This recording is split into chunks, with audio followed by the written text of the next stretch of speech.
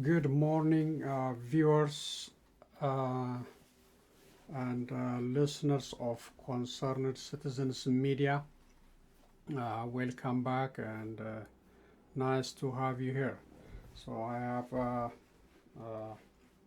several news to cover today in the reading. Then I have video at the end. Welcome back again. Let's get started. May the 7th, 2021. So here are the news and the comments from Concerned Citizens Media. First, the breaking news. The Oromo community back home and in the diaspora are mourning the sudden passing of Dr. Nemera Woyessa, MD, family physician in St. Paul, Minnesota. Classmates, co-workers, friends, and Oromo community activists and leaders describe Dr. Nemera as charming, sociable, dedicated, and a man of a lending hand to ease the challenges others face. Dr. Nemera Woyessa also went extra mile to save others' lives in his medical practices. Dr. Nemera was a committed and a unifying figure in the Oromo movement for freedom. It is a huge loss to all who are working day and night to ease the sufferings and atrocities from Oromos in Oromia and elsewhere. Concerned Citizens Media wish comfort and strength to families, friends, co-workers, and to all who are touched by the passing of Dr. Nemera Woyessa. Rest in peace, Dr. Nemera.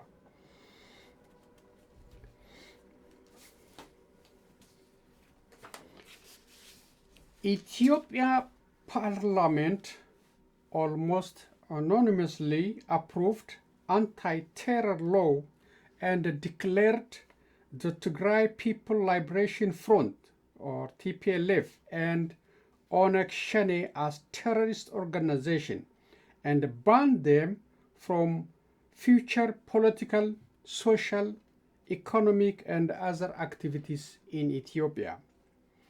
This law was passed without any debate and with a single vote of abstain from Mrs. Lelise Bakala from Oromia PP. That's the only one abstain.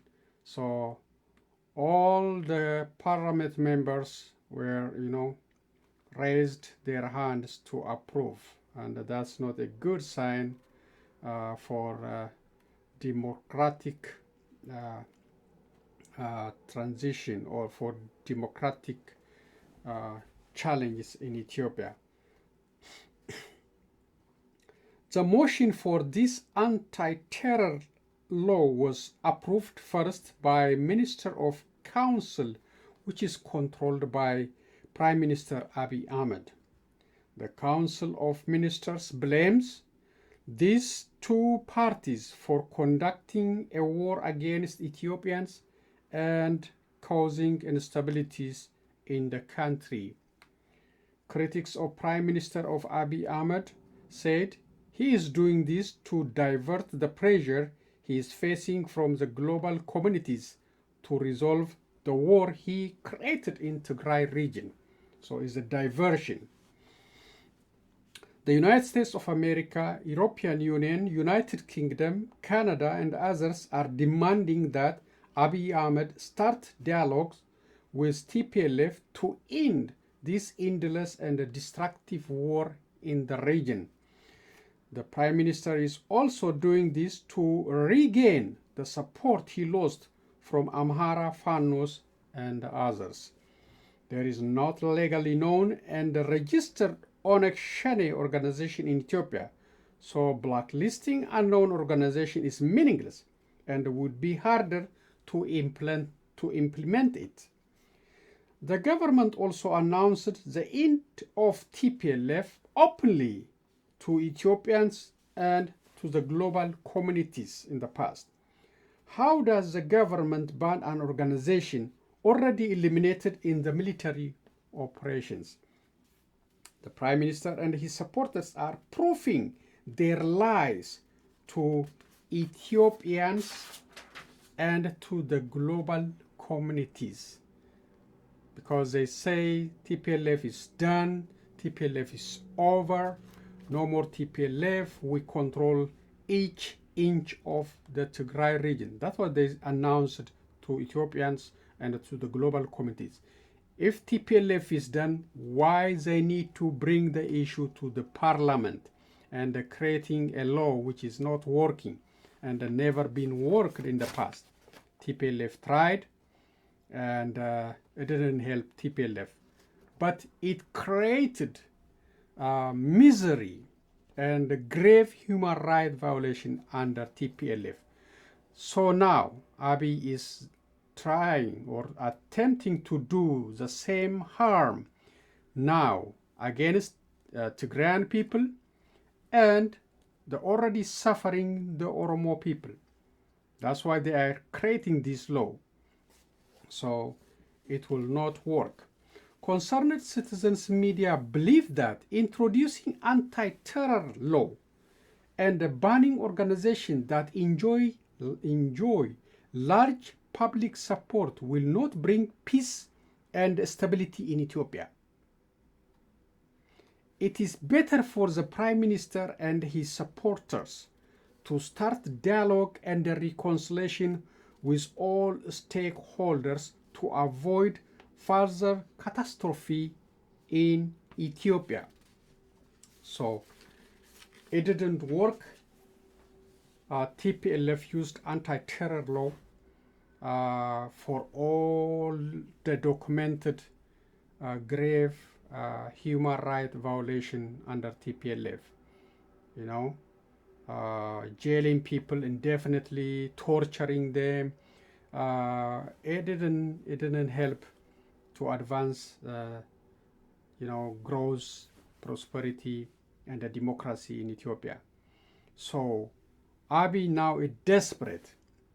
He's desperate, and instead of dealing with all stakeholders to resolve the country's issue, and instead of listening to Europeans, Americans, Canadians, and others to resolve the country's issue, he is rushing to introduce anti-terror law to create more misery, more grave human rights violations against especially Tigrayans and Oromos, or any maybe journalist or any politician who might oppose Abiy prosperity agenda.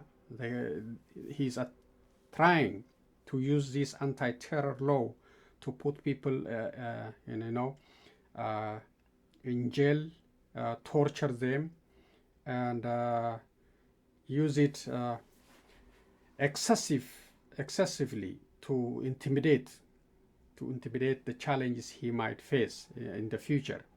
So temporary, it may look advantageous for him.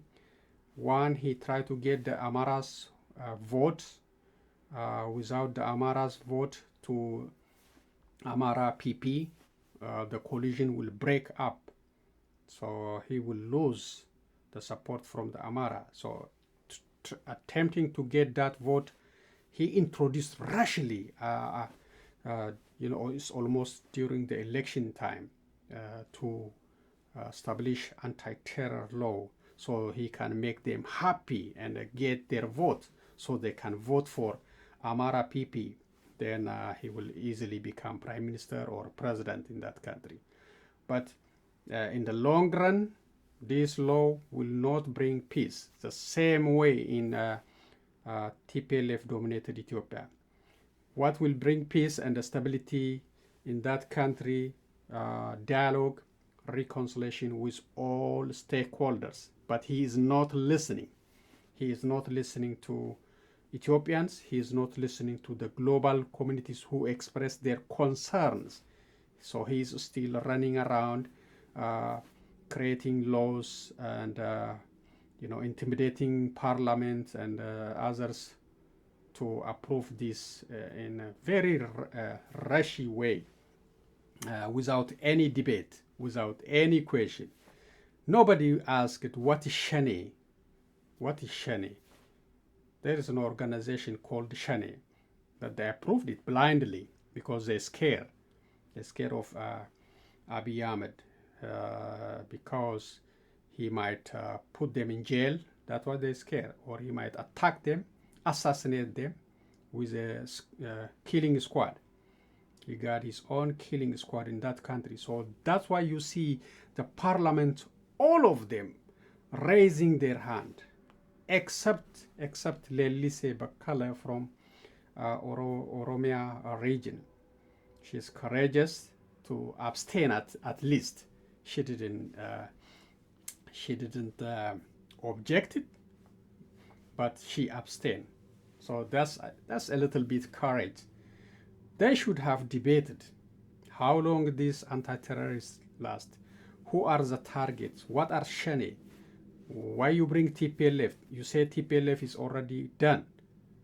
Many questions should be discussed, but it's not happening under Abiy Ahmed, and he is acting like Isaias Afwerki. Okay.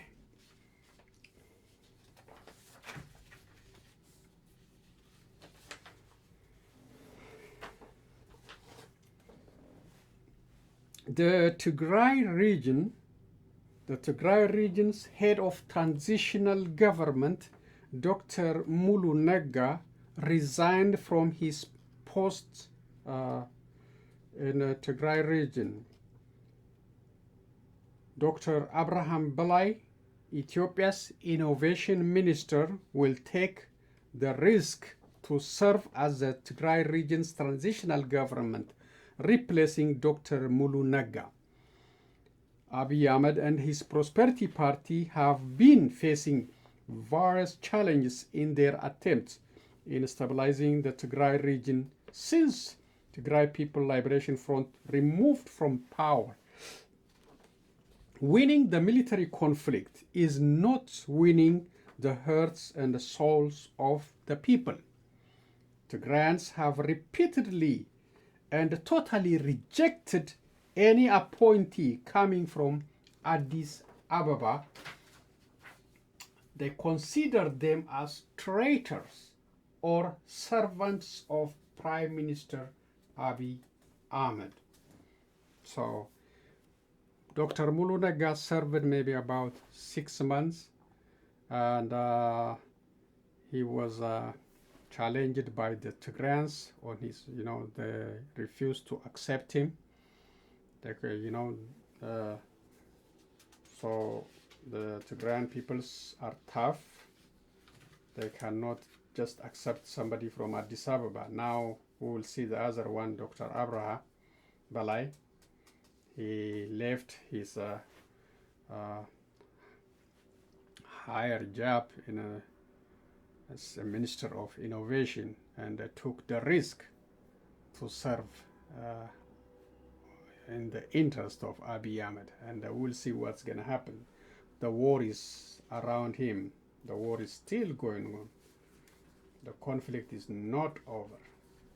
Even the Makale is not safe. Okay. Ethio-Sudan conflict. Today, Ethiopian government defense forces claimed retaking about 17 kilometers from Sudanese forces in heavy military confrontation. The Ethiopia's military victory is not yet independently verified by other resources. So the conflict is still going on with Sudan. Sudan is pushing deep into Ethiopia, even claiming the Benishangul Gumuz region as its own part. So the situation is tough for Abiy Ahmed, and Abiy Ahmed is facing domestic challenge plus external challenge, and he don't know how to resolve it. He's fighting internal war, unnecessary, could be resolved through dialogue and diplomacy, but he don't wanna act that way. He turned his back against the majority of ethnicity, the Oromos, who brought him to power. He's fighting them, he's killing them, he's torturing them, he's arresting them in mass. And last time I reported that he sent his gangsters to OLF chairman David Ibsa's home to loot his property, to take whatever they get. These are criminals. These are gangsters. These are criminals sent by Prime Minister, who is on the cover talking about peace, reconciliation, friendship, and love, but in his heart he got poison. He is a very dangerous man, especially for Oromos. It was shown repeatedly on political prisoners, on students for expressing their freedom of expression, for politicians for expressing their opinion. He's a very tough guy, very dangerous guy, and he's not listening to anybody. He's just using the military, the special commandos or undercovers to silence people, to kill people. So that's why he's doing all this. So he's not listening to anybody. And I will see what will be the end for him.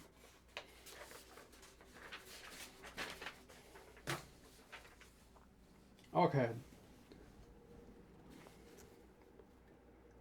Here we go. The local, this is very local news, and it's an advice for us, for all of us.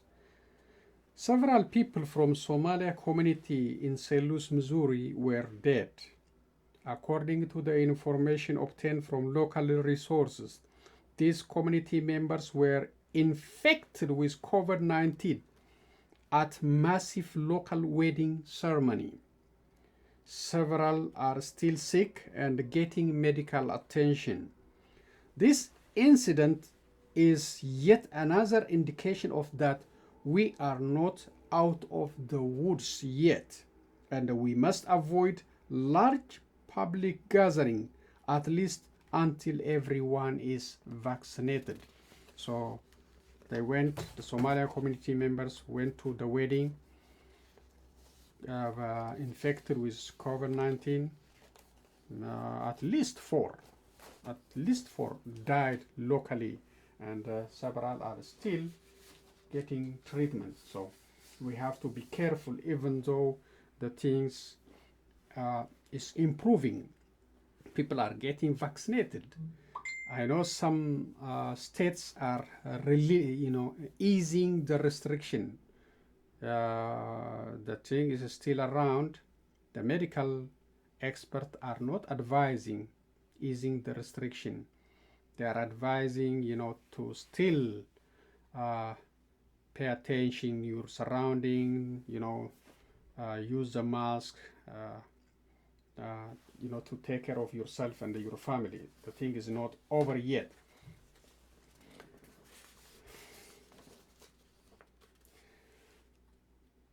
U.S. Senator Chris Coons in diplomatic mission in Dubai, Sudan, In his visit, Senator Chris Coons is expected to address the U.S. relation with the host countries, Middle East peace, concerns over Iran, East Africa's challenge, and other issues. In United Arab Emirates, Senator Chris delegates met with Sheikh Mohammed bin Zayed, the Crown Prince of Abu Dhabi, and discussed about issues related to regional security, joint action to establish stability, and confronting underlying reasons of tension and conflict in the Middle East and in the Horn of Africa region. They also discussed the prospects of solidifying the strategic alliance between the two nations at the political, economic, and defense levels. In Khartoum, Sudan, U.S. Senator Chris Coons said the dam dispute need to be negotiated in good faith to produce an agreement guaranteeing a safe and steady flow of the Nile. So he also visited the Tigray camp, Tigray refugee camps in Sudan, and he stressed the need to resolve the issue in the Tigray region. But the issue is Abiy Ahmed is not listening. The United States envoy is also in diplomatic tour in African countries. U.S. Special Envoy for Horn of Africa Jeffrey Feltman met with Egyptian Foreign Minister Samil Shukri on Tuesday and Egyptian President Abdel Fattah al-Sisi on Wednesday in Cairo to discuss the Ethiopian hydro dam concerns and other bilateral issues. Al-Sisi said Egypt will not accept anyone harming its water interest and described the issue of the dam as essential to its country, urging the United States to play an effective role to settle the dispute. Jeffrey Feltman, who also met with Egypt's foreign and irrigation ministers, said that the Biden administration is serious in settling such a sensitive issue. The special envoy also will travel to Eritrea, Ethiopia, and Sudan to discuss the dam, Eritrean withdrawal from Tigray region, and other concerns in East Africa. Credit for stars and stripes. So the United States position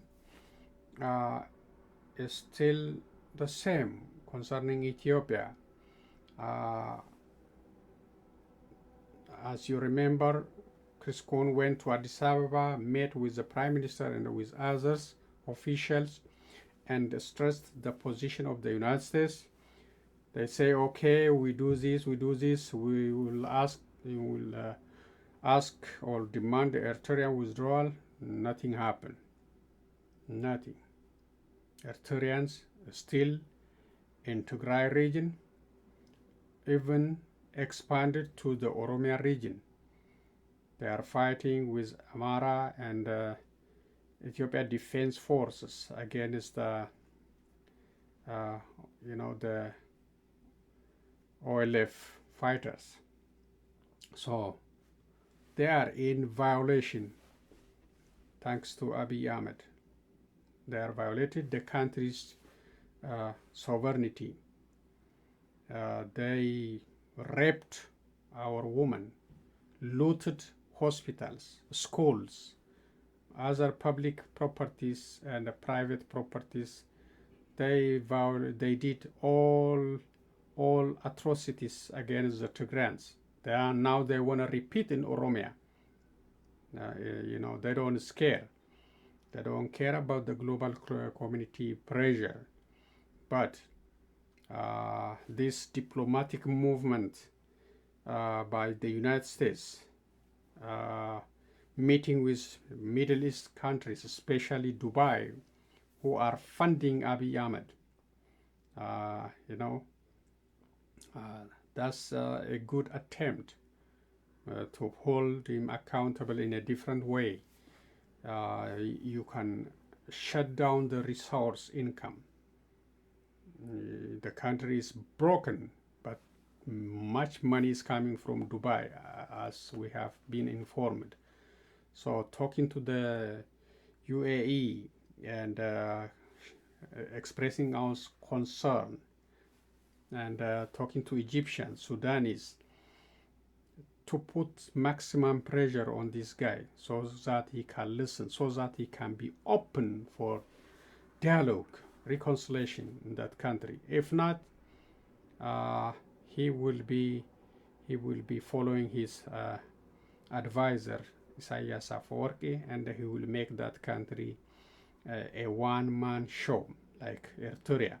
It's already happening. You see in the parliament vote, everyone is raising hand. Every one of them. That's shame, without debate, without asking question. That's not good sign for a democratic for the democracy we want to build in that country. That's not a good sign. The same like TPLF time. Every parliament member was raising hand. No opposition, no challenge. That's why the country is going to the toilet. So I hope this diplomatic movement in the Middle East with Senator Chris Coons, Jeffrey Feltman, others, European Union, UN, Canada, UK, I hope it can produce some concrete result. And even though Abiy Ahmed is holding election is meaningless.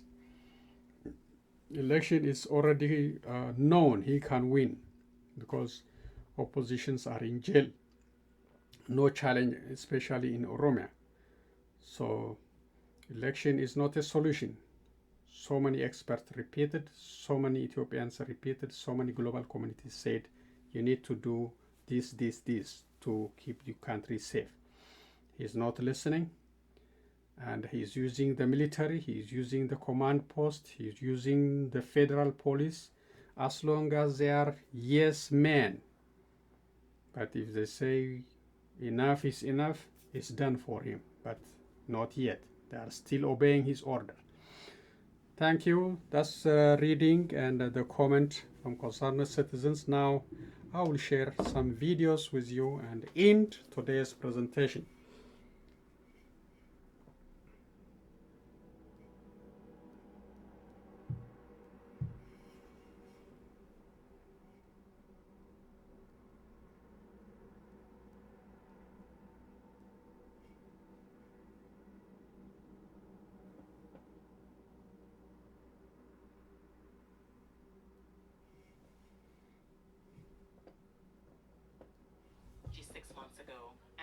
Yearning for his old life ever.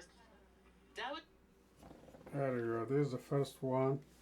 Chris Coons visit in Sudan, plus the refugees in Sudan.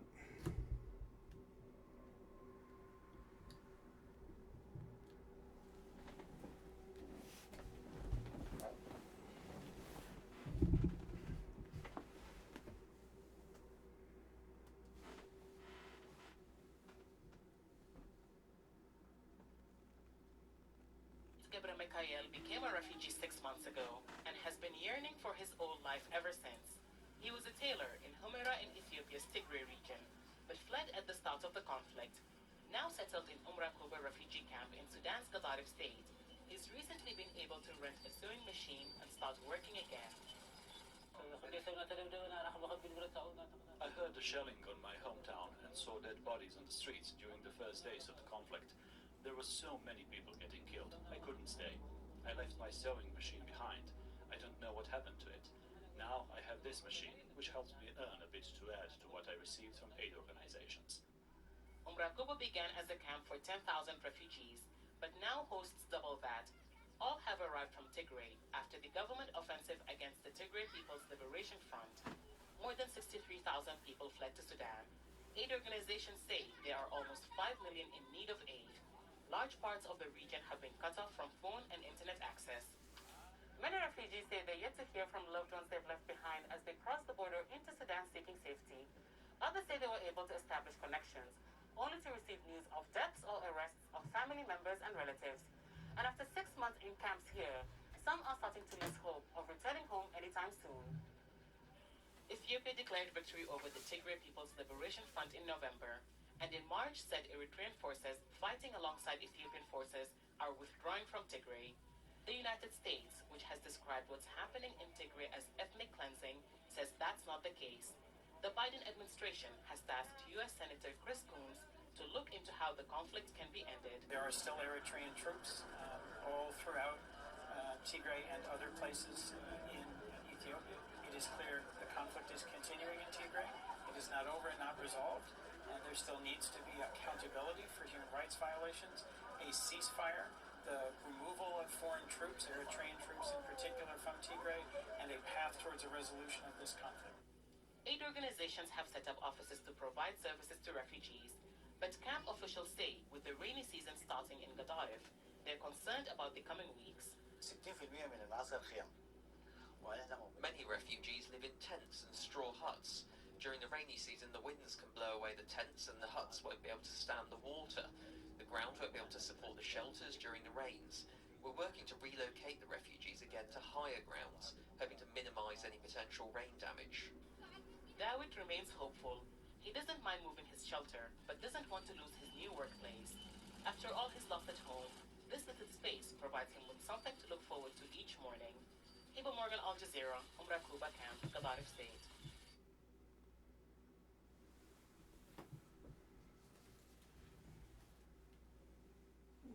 Let me see.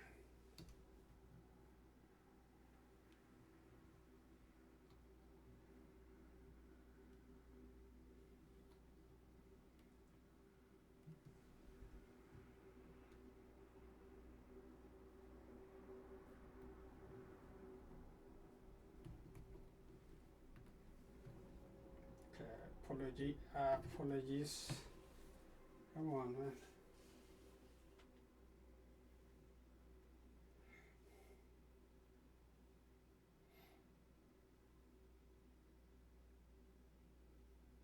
Since the military seized. There you go. Ready. Almost ready. There's another one.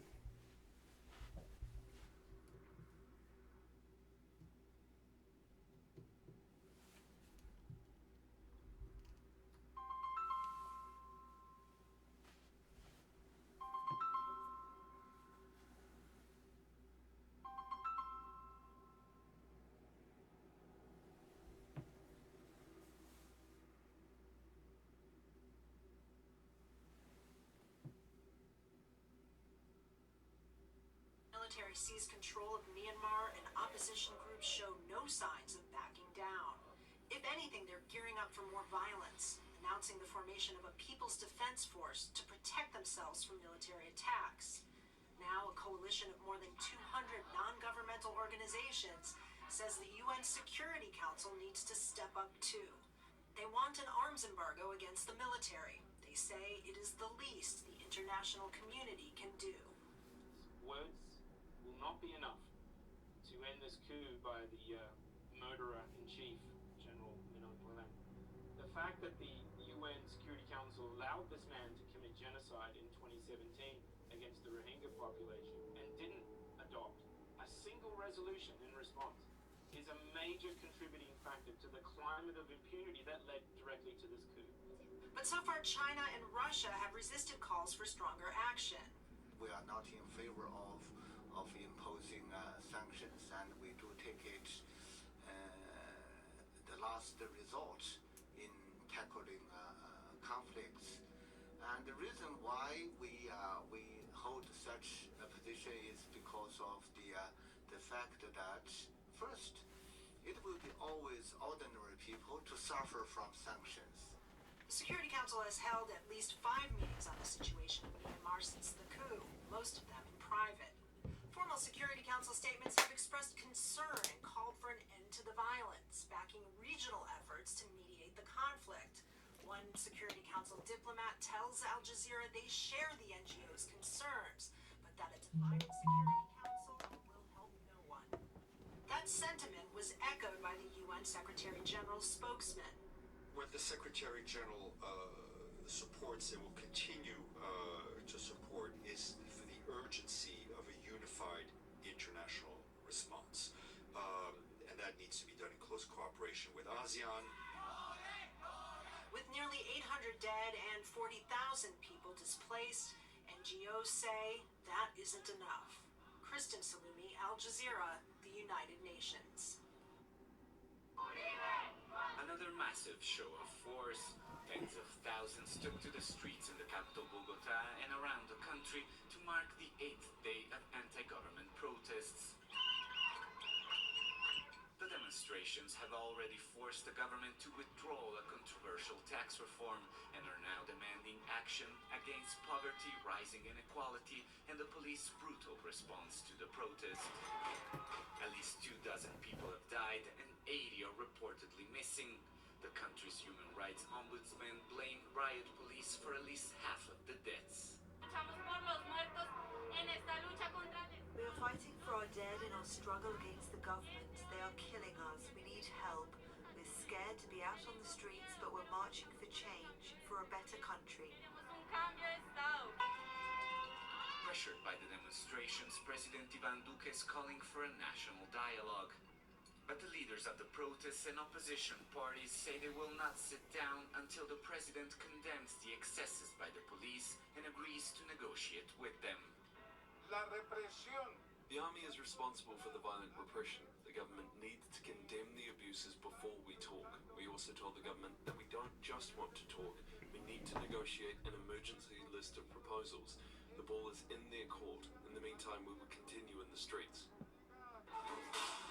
Wednesday's rallies were preceded by another night of clashes.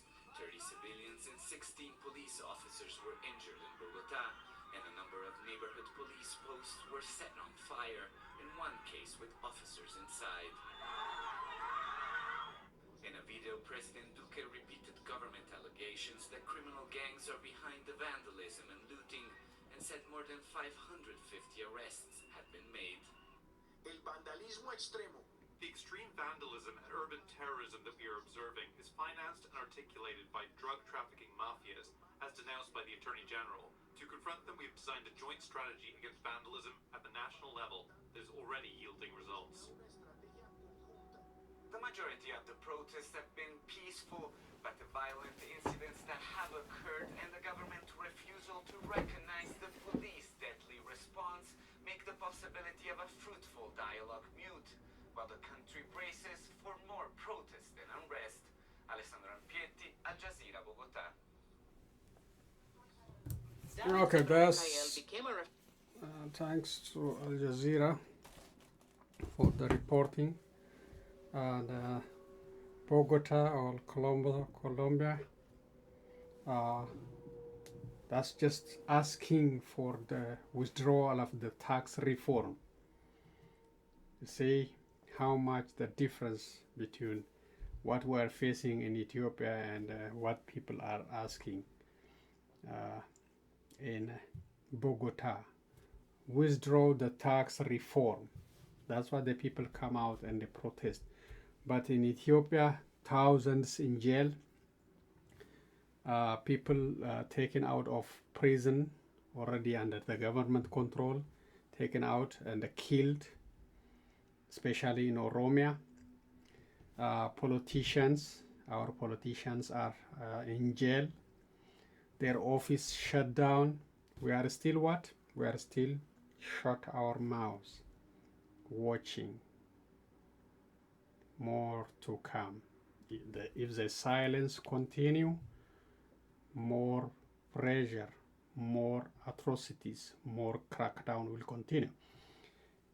Colombia, Bogota people forced the government to hold dialogue, even though they refuse. See, the more you act, the more you organize your act and show of force peacefully, you will have some result. But if you scare, if you put your head down, you will face more atrocities, more killing, more torture, and you will see your leaders humiliated by gangsters sent by Abiy Ahmed. These are not government forces. They come at the darkness, break your house, take your cell phone, take your computer, laptops, take your document, take your money. This is the actions of thieves, not the action of government. In case of OLF chairman David Ibsa, who is already in the house arrest, is not a threat to the government. They know where he lives. They can send a paper to ask him questions or put him in jail.